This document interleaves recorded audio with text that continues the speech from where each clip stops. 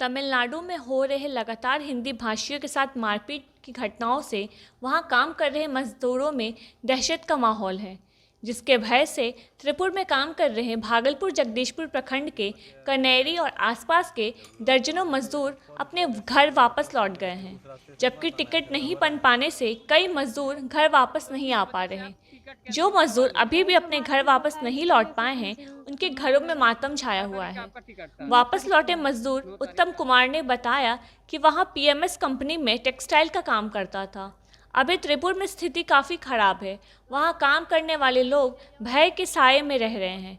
उसने बताया कि उसके साथ तो कोई घटना नहीं घटी थी, लेकिन उसके घर के बगल में रह रहे रुपौली गांव के धनंजय कुमार के साथ वहां के कुछ लोगों ने मारपीट किया था और साथ ही उसका पैसा और मोबाइल भी छीन लिया। वहाँ जो हिंदी बोलता है उसे बिना कोई कारण ही मारपीट कर दिया जाता है। उसने बताया कि करीब 1 महीने पहले से त्रिपुर में ऐसी स्थिति बनी हुई है और 5 दिन पहले ही वह घर आया है। अब जब स्थिति सामान्य होगी तब फिर जाएगा। वहीं पहले त्रिपुर में काम करने वाली महिला ने बताया कि वो लोग वहाँ कपड़े प्रेस करने का काम करती थी।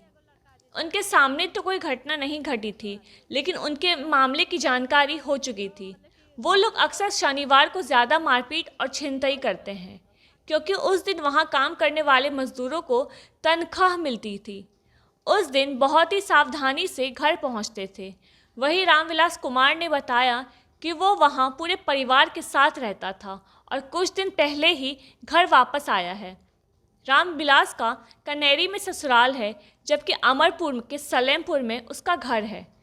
घटना की जानकारी मिलने पर वह लोग काफ़ी डर गए थे। एक मजदूर के साथ कुल्हाड़ी और हंसुआ से मारपीट करने का वीडियो देखने के बाद भय और भी बढ़ गया था। किसी तरह जान बचाकर घर आ चुके हैं। वहीं गांव के राजन कुमार ने बताया कि त्रिपुर में कपड़े सिलने का काम करता था। गांव के करीब 200 लोग वहां अलग जगहों पर विभिन्न प्रकार के काम करते हैं, जिसमें लगभग 50-100 लोग वापस आ चुके हैं।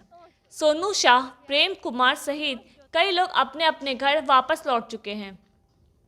ग्रामीण सुशील पासवान ने बताया कि मेरा बेटा वरुण पासवान भी वही काम कर रहा है, लेकिन टिकट नहीं मिल पाने से वह घर नहीं आ पा रहा।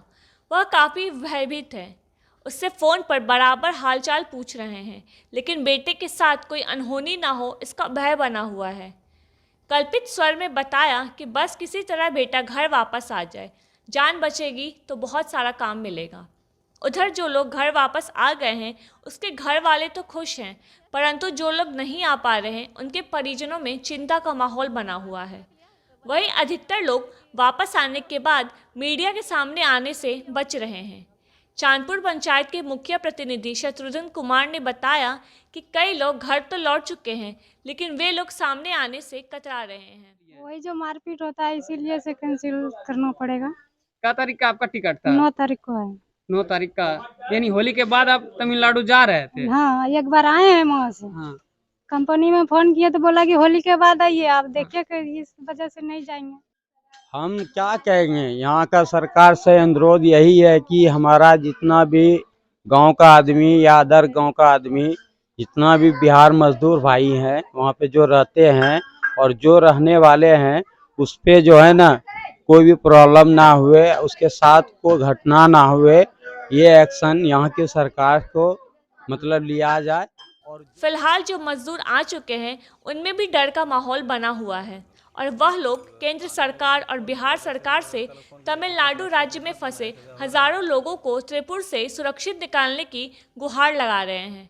अब देखना होगा कि वहां की स्थिति कब नियंत्रण होती है। खुलासा के लिए भागलपुर से रवि कुमार की यह रिपोर्ट।